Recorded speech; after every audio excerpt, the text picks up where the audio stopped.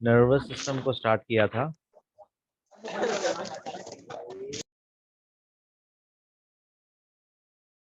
इसके बेसिक्स हम लोगों ने कल पढ़ा था। ठीक है, चलिए आज उसी के लेक्चर को हम लोग कंटिन्यू करेंगे कि हमारे बॉडी में सबसे ज़्यादा जो कॉम्प्लिकेटेड अगर कोई सिस्टम है तो वो है central nervous system. Central nervous system यानी नर्वस सिस्टम जिसमें दो डिविजन्स है, एक है सेंट्रल नर्वस सिस्टम और एक है पेरिफेरल नर्वस सिस्टम। ठीक है, सेंट्रल नर्वस सिस्टम में आपको ब्रेन और स्पाइनल कॉर्ड देखने को मिलेगा। ठीक है, और पेरिफेरल नर्वस सिस्टम में आपको क्रेनियल नर्व्स और स्पाइनल नर्व्स मिलेंगे। क्रेनियल नर्व्स मोस्टली फेस को सप्लाई करेंगे, स्पाइनल नर्व्स हैंड को, थोरैसिक रीजन को, ठीक है, और लोअर लिम्स को सप्लाई करेंगे, और इंटरनल ऑर्गन्स जितने भी है उनको नर्व सप्लाई होगा। इनको हम लोग ऑटोनोमिक नर्वस सिस्टम भी कहते हैं। ठीक है, तो जब हम लोगों ने नर्व टिश्यू के बारे में पढ़ना स्टार्ट किया था, जिसमें हम लोगों ने देखा कि जो नर्व सेल है उसको हम कहेंगे न्यूरॉन्स या फिर नर्व फाइबर्स।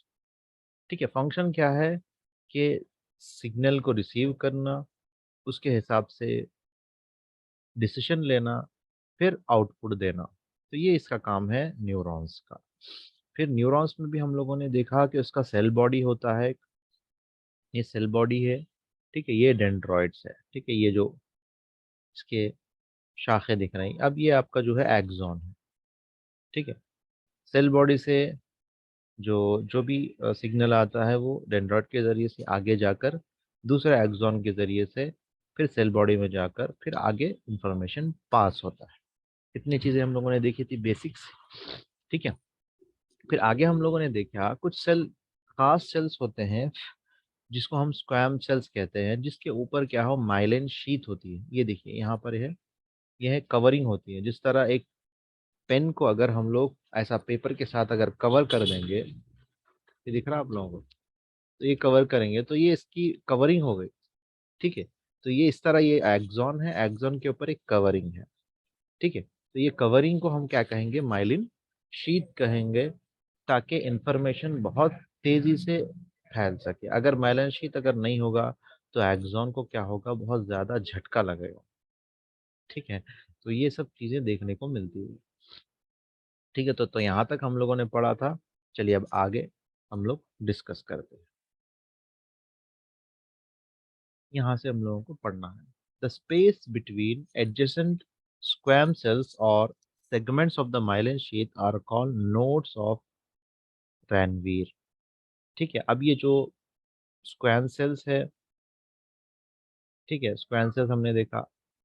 ठीक है, स्क्वैम सेल्स और segment of the myelin sheath के बाद जो स्पेस है, देखिए ये जो स्पेस आपको नजर आ रही, ये जो स्पेस आपको नजर आ रही, एक माइलिन शीथ है। ये तो पूरा नीचे का तो एग्जाम तो एक ही है, लेकिन कवरिंग यहाँ तक है, फिर यहाँ से यहाँ है, फिर यहाँ से यहाँ। इसके ऊपर ये स्क्वैम सेल है। ठीक है, ये स्क्वैम सेल ब्लैक कलर का जो आपको नजर आ रहा है। ठीक है, इसके बीच में जो स्पेस है इसको हम कहेंगे नोड ऑफ रैनवीर। ये नेम्स बहुत बहुत इंपॉर्टेंट है, क्योंकि प्रॉब्लम जैसा होगा उस एरिया में अगर जो पेशेंट कंप्लेंट करेगा, आपको सेंस यहाँ पर हमें महसूस नहीं हो रहा, तो आपको जब आइडिया आएगा तो जब क्या इसमें डैमेज है, किस तरह का सेंस नहीं पहुंच पा रहा, तो उस एरिया के ऊपर डिपेंड पड़ता है कि प्रॉब्लम वहां पर है। ठीक है, तो इसलिए हमें नेम्स का याद रखना बहुत ज़्यादा ज़रूरी है। ठीक है, नोड ऑफ रैनवीर, नोड ऑफ रैनवीर का क्या है देखिए आइए। रोड ऑफ नेरवी को हम न्यूरोफाइब्रिल नोड्स भी कहते हैं। This nodes are the parts of neuron cell membrane. ये भी न्यूरॉन सेल है, जो ये पूरा का पूरा तो एक सेल है ना, ये पूरा एक सेल है। Axon, cell body, dendroids, स्क्वैम cell, फिर इसके ऊपर माइलिन शीथ, ये नोड ऑफ रेनवीर, ये सब चीजें एक सेल का हिस्सा है।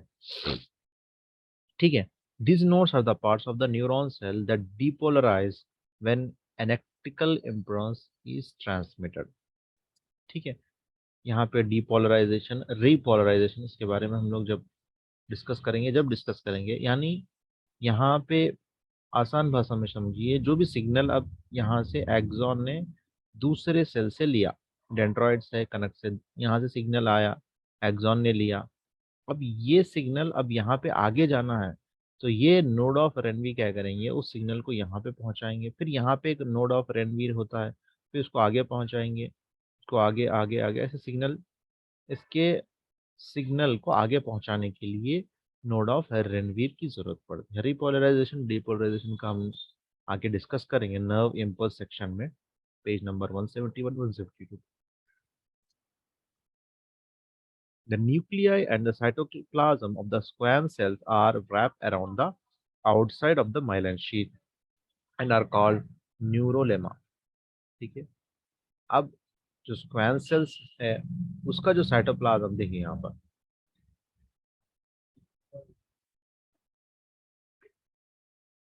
राजेश सर बिल्कुल।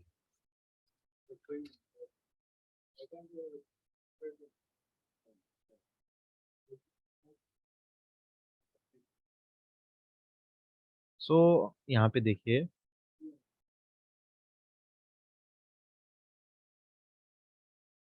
ये हमारा स्क्वैन सेल है। स्क्वैन सेल के ऊपर ही क्या है, ये देखिए, इसकी ये न्यूक्लियस भी इसके ऊपर है, हिमालयन शीट के ऊपर, और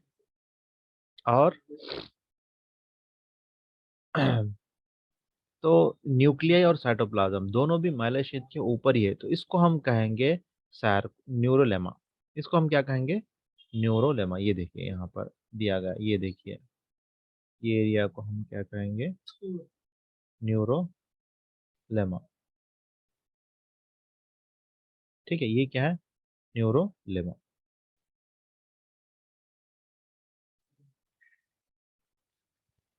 सो ये देखिए न्यूरोलेमा है, न्यूरोलेमा। ठीक है। तो ये नेम्स बहुत ज़्यादा याद करने की ज़रूरत है, नोट डाउन करिए आप लोग, न्यूरोलेमा, which becomes very important if nerves are damaged. If a peripheral nerve is served and severed and reattached previously by microsurgery, the axon and dendroids may regenerate through the tunnels formed by the neurolemas। तो देखिए, अगर किसी वजह से ये nerve damage हो गया, यहाँ पे कट हो गया या मार लगा या कुछ भी हुआ होगा, ठीक है, तो ये न्यूरोलेमा की वजह से रीजनरेट की एक चांसेस रहते हैं। ठीक है, regenerate to the tunnel form the neurilemmas की वजह से। ठीक है, the Schwann cells are also believe to produce a chemical growth factor the stimulates regeneration. तो देखिए, स्क्वैम सेल भी हेल्प करते हैं रीजनरेशन के लिए, यानी ये बात बहुत मशहूर है कि नर्व्स जो है रीजनरेट नहीं होते, यानी उनका एक बार अगर डैमेज हो गया तो वो नर्व्स हमेशा हमेशा के लिए मर जाएंगे, नए सेल्स वहां पे डेवलप नहीं होंगे। लेकिन न्यूरोलेमास और स्क्वैम सेल्स से हम ये बात का अनुमान लगा सकते हैं कि नर्व सेल भी रीजनरेट हो सकते हैं। ठीक है, लेकिन इसकी और स्टडी ज़रूरी है। ठीक है, साइंटिफिकली भी और क्लिनिकली, दोनों भी हमारे लिए ज़रूरी है। ऑल्सो द रीजनरेशन में टेक मंथ्स, लेकिन ऐसा नहीं कि रीजनरेशन एक दो दिन में होगा, it will take time, months months लग जाते हैं। The nerves may eventually re-establish the proper connection and the person may regain some sensation and movement in the one several limb। तो आहिस्ता आहिस्ता जब वो ट्रीटमेंट लेगा, ठीक है, तो पेशेंट क्या क्या होगा, उसको सेंसेशन महसूस होगी पहले, और उसके बाद वो मूवमेंट करने लगेगा। ठीक है, तो यहाँ तक की बात क्या थी हमारी, कि नर्व सेल है, नर्व सेल की सेल बॉडी है, उसकी एक्सॉन है, उसके डेंड्रॉइड्स है, उसी के अंदर जो पेरिफेरल नर्व्स है जो हमारे पैरों में है, हाथों में है, उसके अंदर स्क्वैम सेल्स होते हैं। स्क्वैम सेल्स मतलब क्या है, उसके ऊपर एक कवरिंग आती है जिसको माइलिन शीथ कहते हैं, जो इलेक्ट्रिकल इम्पल्स को फास्टली क्या करता है, जनरेट करता है, उसको पहुंचाता है। ठीक है, तो ये चीज़ ज़रूरी है बहुत ज़्यादा, ताकि सिग्नल हमारा बहुत ज़्यादा फास्ट तौर पर पहुंचे। ठीक है, पहली चीज़। दूसरी चीज़, तीसरी चीज़ ये है कि जो माइलिन शीथ है उसके जो कवरिंग है, स्टेम सेल्स वहीं पर है, साइटोप्लाज्म न्यूक्लिया वगैरह उसका, जिसको हम कहते हैं न्यूरोलेमा।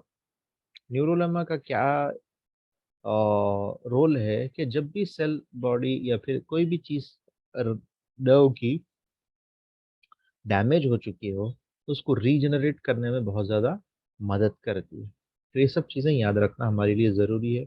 स्क्वैम सेल्स कहाँ पर है, न्यूरोलेमा कहाँ पर है, सेल बॉडी किसको कहते हैं, डेंड्रॉइड्स किसको कहते हैं, और एक्सॉन किसको कहते हैं। ठीक है। In the central nervous system the myelin sheets are formed by oligodendrocytes, one of the neuroglia, the specialised set found in the brain and spinal cord. देखिए, इस पेरिफेरल नर्वस सिस्टम में आपको स्वैम सेल्स मिलते हैं, लेकिन यहाँ पर brain में क्या है, न्यूरोग्लिया। न्यूरोग्लिया टाइप्स, न्यूरोग्लिया ये सिर्फ ब्रेन और स्पाइनल कॉर्ड में मिलते हैं। कहाँ पर मिलते हैं, ब्रेन और spinal cord. Because no Schwann cells are present, however there is no neurilemma and regeneration of neuron does not occur. लेकिन यहाँ पर देखिए, ब्रेन में ना तो स्क्वैम सेल है, ना तो न्यूरोलेमा है। ठीक है। लेकिन यहाँ पर माइलिन शीथ तो है। ठीक है, माइलिन शीथ है, मगर यहाँ पर रीजनरेशन होना बहुत ज्यादा मुश्किल है। क्यों, न्यूरोलेमा नहीं है और स्क्वैम सेल्स नहीं है। This is why severing severing of spinal cord, for example, results in permanent loss of function. Another kind of neuroglia are microglia, which are constantly moving phagocytoking cellular debris, damaged cells, and pathogens.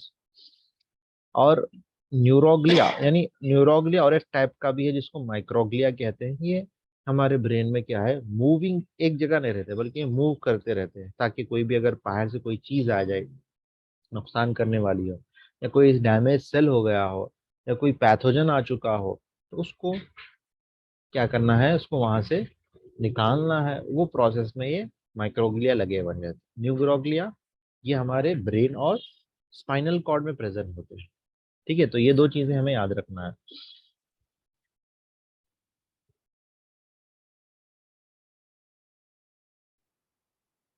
Yet another type of glial cells, neuroglia, neuroglia को glial sales भी बोलते हैं। ठीक है।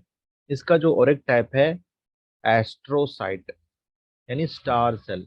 In the embryo, these cells provide a framework for the migration of neurons that will form the brain. Therefore, the extensions of astrocytes are wrapped around brain capillaries and contribute to the blood-brain barrier, which prevents potential harmful waste products in the blood from diffusing out into brain tissue. These waste products are normally in the blood and tissue fluid, but brain tissue is much more sensitive to in even low levels of them than are other tissues such as muscle tissue or connective tissue. तो यहाँ पर देखिए, ये astrocyte का क्या role है। जब हम, जब एम्ब्रियो में, यानी यूटरस में जब बच्चा होता है, ठीक है, उस वक्त क्या होता है, ये न्यूरॉन्स माइग्रेट होते हैं। ठीक है, कहाँ पर, from the migrating neurons that will form the brain, यानी जो ब्रेन को बनाने वाले सेल्स है, वो सेल्स क्या होते हैं, माइग्रेट होते हैं ब्रेन की तरफ। ठीक है।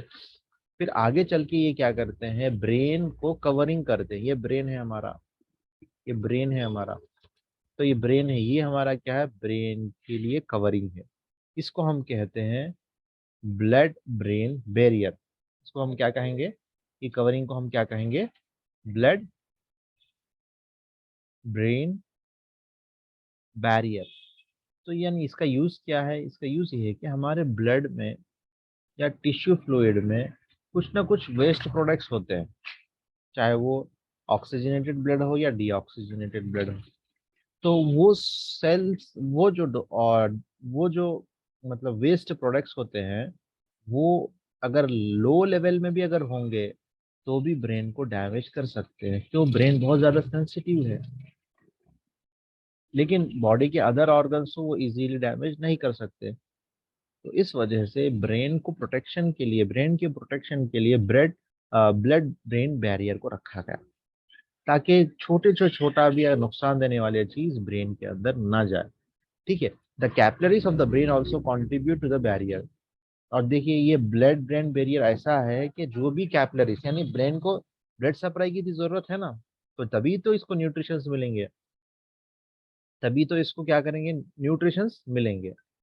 तो न्यूट्रिशंस जो मिलते हैं ये ब्लड सर्कुलेशन के जरिए से, वो कैपिलरीज भी इसका साथ देते हैं, यानी ब्रेन बैरियर के जरिए से ही वो अंदर जाते हैं, यहीं पर छन के जाते हैं वो।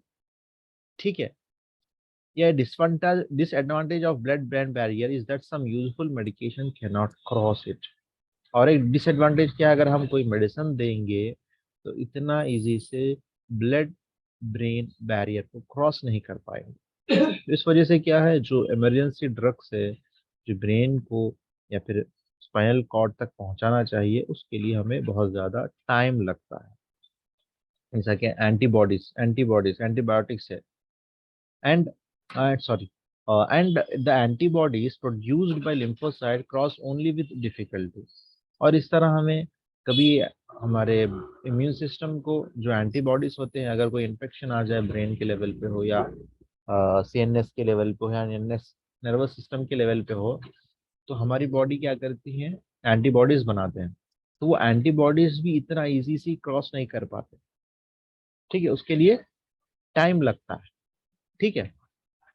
These become an important consideration when treating brain infections or other diseases। तो देखिए, ये जो इसके लिए क्या है, बहुत ज़्यादा दिक्कतें आती हैं, प्रॉब्लम्स आते हैं जब ब्रेन में कोई इन्फेक्शन आ जाए, कोई डिसीज हो जाए, उसको ट्रीट करना हो तो।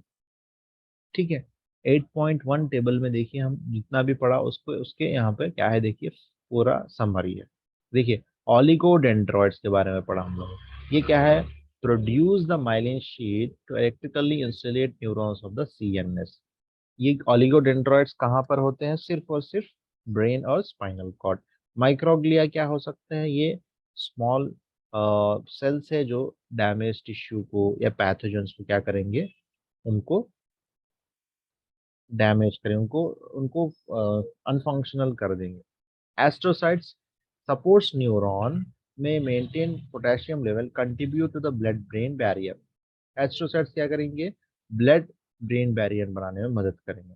एपेंडाइमा, यहाँ पर एपेंडाइमा के बारे में दिया गया। line the ventricles of the brain, many of the cells have cilia involve circulation of the cerebrospinal fluid।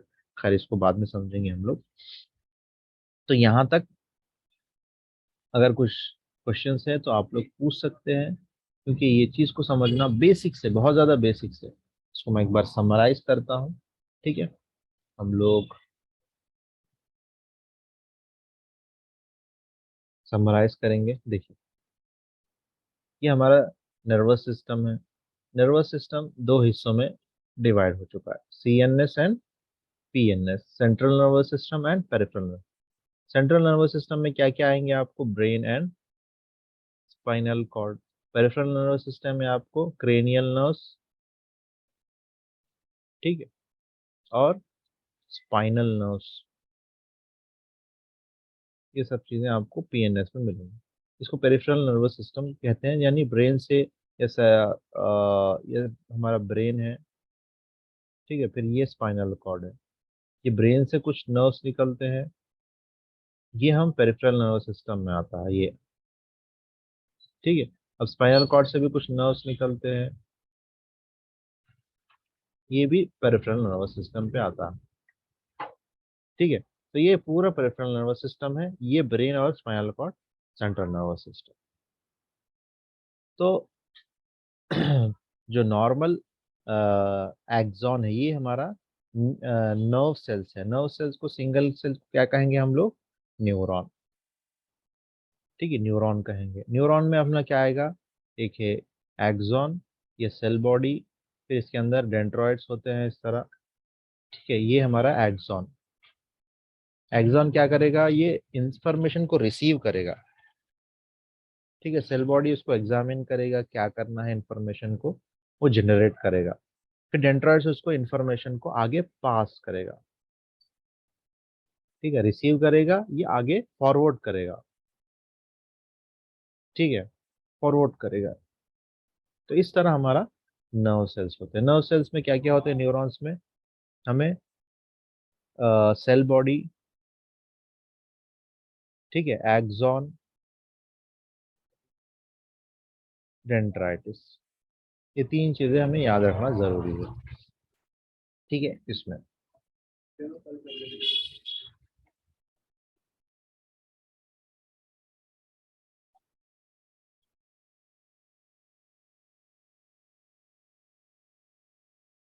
तो ऐसा है हमारा। ठीक है, तो अब आप देखेंगे पीएनएस में, पीएनएस की खासियत क्या है। जो जो भी हमारा नर्व्स है, वो नर्व्स के अंदर क्या होता है, माइलिन शीथ होती है, माइलिन शीथ, यानी एक स्पेशल टाइप ऑफ कवरिंग होती है जिसमें स्क्वैन सेल्स होते हैं, स्क्वैम सेल्स। तो ये हमारा एक्सॉन है, इसकी कवरिंग होती है इस तरह। ठीक है, इसकी कवरिंग होती है।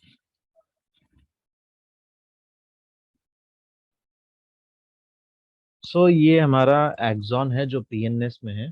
ठीक है, ये एक्सॉन है, एक्सॉन के ऊपर आपको कवरिंग है, इसको हम माइलिन शीथ कहते हैं, जिसमें हमें स्क्वैन सेल्स मिलते हैं पीएनएस में। क्यों? क्योंकि इंफॉर्मेशन को फास्टली ये नर्व्स के थ्रू सेंट्रल नर्वस सिस्टम में देना है, यानी ब्रेन और स्पाइनल कॉर्ड को। तो इस वजह से क्या है, हमें ये इस तरह की हमें सहूलत रखी गई हमारी बॉडी में, नेचर में।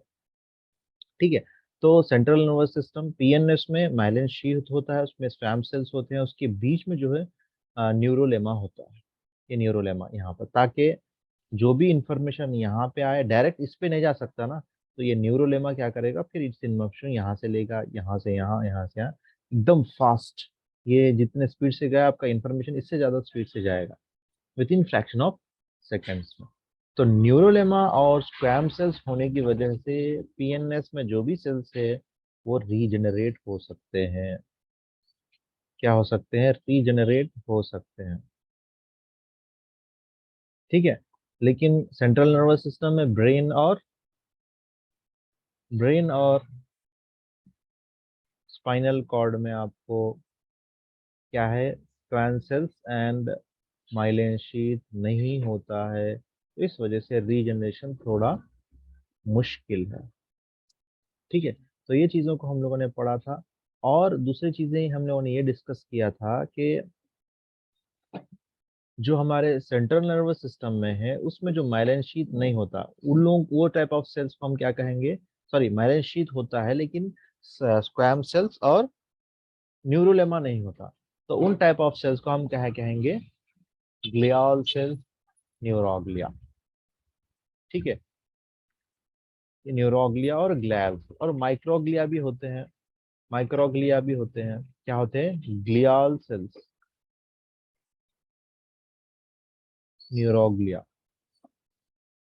जिसको माइक्रोग्लिया होते हैं, जो फाइगोसाइटोसिस का काम करते हैं, यानी जो भी पैथोजन हो या फिर डेड सेल्स हो उनको खत्म करने का काम ये माइक्रोग्लिया के जिम्मे होता है। ठीक है, उसके बाद हम लोगों ने देखा एक्रोमाइड, एस्ट्रोसाइट। एस्ट्रोसाइट जो है ये ब्लड बैरियर को बनाने में मदद करता है। एस्ट्रोसाइट्स ब्लड ब्रेन बैरियर को बनाने में मदद करता है। बी थ्री बनाने में मदद करता है। ठीक है, तो बी3 क्या करता है, ये ब्रेन को प्रोटेक्ट करता है, ये हमारा ब्रेन है, तो इसका ब्लड ब्रेन बैरियर होता है पूरा स्पाइनल कॉर्ड नीचे तक। ठीक है, इसके अंदर इजीली कोई भी चीज अंदर ना आ सके। ठीक है, क्योंकि ब्लड के अंदर वेस्ट प्रोडक्ट्स भी होते हैं जो बॉडी के लिए हार्मफुल होते हैं, बॉडी के लिए वेस्ट प्रोडक्ट्स होते हैं जो बॉडी के लिए हार्मफुल होते हैं। ठीक है, तो ये ब्रेन जो सेंसिटिव होता है, ये वेस्ट प्रोडक्ट्स उसको क्या कर ना करे, उसको डैमेज ना कर सके, उसको हानि ना पहुंचा सके, उसको नुकसान ना पहुंचा सके। ठीक है, तो इस वजह से ब्लड ब्रेन बैरियर को भी रखा गया है। लेकिन एक प्रॉब्लम ये भी है कि एंटीबॉडीज को पहुंचने में दिक्कत होती है, मेडिसिन को पहुंचने में दिक्कत होती है, अगर वहां पे कोई प्रॉब्लम आ जाए तो, यानी बहुत टाइम लग जाता है मेडिसिन को पहुंचने में। ठीक है, तो ये सब चीज़ों को हम लोगों ने आज डिस्कस किया था। ठीक है, एक कंडीशन है माइल मल्टीपल स्क्लेरोसिस, इसके बारे में कल डिस्कस करेंगे। फिर आगे हम लोग सिनेप्सिस के बारे में डिस्कस करेंगे। ठीक है, सिनेप्सिस क्या होता है, न्यूरॉन्स के टाइप्स कितने हैं, उसके बारे में हम लोग डिस्कस करेंगे। ठीक है, टाइप्स ऑफ न्यूरॉन के बारे में डिस्कस करेंगे। फिर उसके बाद नर्व्स एंड नर्व ट्रैक, इसके बारे में बहुत ज़्यादा इसके बारे में डिस्कस करेंगे। नर्व इम्पल्स क्या होता है, फिर उसके बाद स्पाइनल कॉर्ड, स्पाइनल नर्व्स कितने हैं। ठीक है, उसके बारे में डिस्कस करेंगे। रिफ्लेक्सेस के बारे में डिस्कस करेंगे। रिफ्लेक्सर आर किसको कहते हैं, इसको डिस्कस करेंगे। ठीक है, blood brain barrier, BBB means क्या है, ब्लड ब्रेन बैरियर्स। ठीक है, फिर ब्रेन के बारे में डिस्कस करेंगे। ब्रेन में क्या क्या पार्ट्स है, वेंट्रिकल कहाँ पर है, मेड्यूला कहाँ पे है, पॉन्स का काम क्या है, मिड ब्रेन का काम क्या है, ये सब चीज़ों के बारे में हम लोग डिस्कस करेंगे। ठीक है, cerebellum, hypothalamus, thalamus, cerebrum, frontal lobe, occipital lobe, ये सब चीज़ें के बारे में हम लोग डिस्कस करेंगे। ठीक है, तो बहुत ही इम्पोर्टेंट और बहुत ही सेंसिटिव और बहुत ही वास्ट सब्जेक्ट है नर्वस सिस्टम। ठीक है, इसको थोड़ा टाइम ज़्यादा लगेगा और हम लोग बहुत ज़्यादा स्लो में चलेंगे। ठीक है, तो आज की क्लास को यहीं तक रखते हैं। ठीक है, आज की क्लास को हम लोग एंड करते हैं। Okay, thank you.